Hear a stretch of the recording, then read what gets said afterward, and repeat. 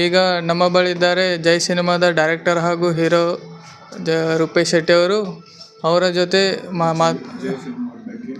ಜೈ ಸಿನಿಮಾದ ಬಗ್ಗೆ ಈಗ ಗೋವಾದಲ್ಲಿ ಮೊದಲ ಬಾರಿ ಪ್ರೀಮಿಯರ್ ರಿಲೀಸ್ ಮಾಡಿ ಹೇಗೆ ಅನಿಸ್ತಾ ಇದೆ ಅಂತ ಕೇಳೋಣ. ನಮ್ಮ ವರ್ಲ್ಡ್ ವೈಡ್ ರಿಲೀಸ್ ಇರುವಂಥದ್ದು ನವೆಂಬರ್ 14ಕ್ಕೆ ವಿಶ್ವದಾದ್ಯಂತ ರಿಲೀಸ್ ಆಗ್ತಾ ಇದೆ.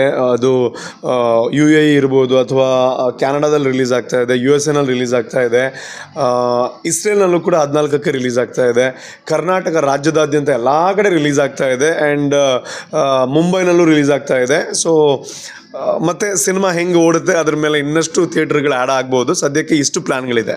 ಸರ್, ಸುನಿಲ್ ಶೆಟ್ಟಿ ಅವರು ಈ ಕನ್ನಡ ಎಷ್ಟೋ ಲಾಂಗ್ ಬ್ಯಾಕ್ ಕನ್ನಡ ಫಿಲ್ಮ್ದಲ್ಲಿ ಎಂಟ್ರಿ ಮಾಡೋದು ತೈಲ್ವಾನಲ್ಲಿ ಯಾವ ಥರ ಒಂದು ವೀಕ್ಷಕರಿಗೆ ಅನ್ಸ್ಕೋತಾರೆ?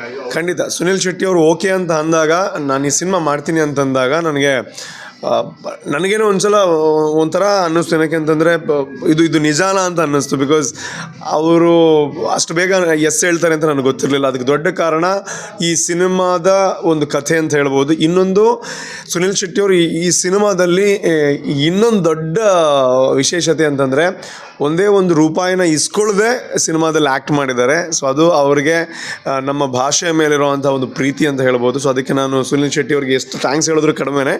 ಸೊ ಅವರನ್ನು ಡಿರೆಕ್ಟ್ ಮಾಡುವಂಥ ಒಂದು ಅವಕಾಶ ದೇವರು ನನಗೆ ಕೊಟ್ಟಿದ್ದಕ್ಕೆ ಐ ಆಮ್ ರಿಯಲಿ ಥ್ಯಾಂಕ್ಫುಲ್ ಅಂತ ಹೇಳ್ತೀನಿ. ಸರ್, ಮೋಹನ್ ಶೆಟ್ಟಿ ಅವರು ಗೋವಾದಲ್ಲಿ ಬ್ರಹ್ಮವನ್ನು ತೊಗೊಂಡ್ಬಂದು ಪರದೇಶನ ಇಟ್ಟಿದ್ದಾರೆ. ಅವ್ರಿಗೂ ಕೂಡ ಏನು ಹೇಳೋಕ್ಕೆ ಇಷ್ಟಪಡ್ತಾರೆ?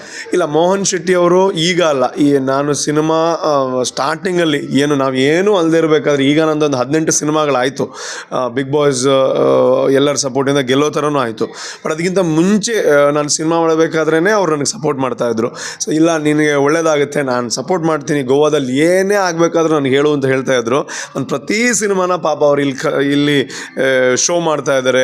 ಅದು ಕೂಡ ಹೌಸ್ಫುಲ್ ಶೋಗಳನ್ನು ಮಾಡೋವಂಥ ಒಂದು ಅವಕಾಶ ಅವರಿಂದಾಗಿ ಸಿಗ್ತಾ ಇದೆ. ಸೊ ಮುರಳಿ ಮೋಹನ್ ಶೆಟ್ಟಿ ಅವರಿಗೆ ಎಷ್ಟು ಥ್ಯಾಂಕ್ಸ್ ಹೇಳಿದ್ರು ಕಡಿಮೆನೇ. So thank you so much ಅವ್ರಿಗೆ. ಸರ್, ಲಾಸ್ಟ್ ಕ್ವೆಶನು, ಏನು ಗೋವಾ ಕನ್ನಡಿಗರಿಗಾಗಲಿ ಇಡೀ ನಮ್ಮ ಭಾರತ ವೀಕ್ಷಕರಿಗೆ ಏನು ಒಂದೇ ವರ್ಡದಲ್ಲಿ ಸಂದೇಶ ಏನು ಹೇಳೋಕ್ಕೆ ಇಷ್ಟಪಡ್ತಾರೆ? ಏನಿಲ್ಲ, ಎಲ್ಲರಿಗೂ ಹೇಳೋವಂಥದ್ದು ಒಂದು, ನಾವೆಲ್ಲ ಒಂದು ಸಿನಿಮಾ ಅಂತ ಬಂದಾಗ, ಒಳ್ಳೆ ಸಿನಿಮಾ ಅಂತ ಬಂದಾಗ ಜಾತಿ ಧರ್ಮ ಎಲ್ಲ ಭೇದಗಳನ್ನು ಬಿಟ್ಟು ಸಿನಿಮಾ ಪರದೆಯ ಮುಂದೆ ಕೂತು ಸಾಂಸ್ಕೃತಿಕವಾಗಿ ಒಗ್ಗಟ್ಟಾಗ್ತೀವಿ. ಸೊ ಅಂಥ ಒಂದು ಸನ್ನಿವೇಶ ಒಂದು ಸಿನಿಮಾದ ಮುಖೇನ ಆಗುತ್ತೆ. ಅದು ಒಳ್ಳೆ ಸಿನಿಮಾ ಆದಾಗ ನೀವು ಹೊರಗಡೆ ಬಂದಾಗಲೂ ಅದು ಇನ್ನಷ್ಟು ಖುಷಿ ಕೊಡುತ್ತೆ. ಆ್ಯಂಡ್ ಒಳ್ಳೆ ಸಿನಿಮಾಗಳು ಬಂದಾಗ ನೀವು ಯಾವತ್ತೂ ಕೈ ಬಿಟ್ಟಿಲ್ಲ.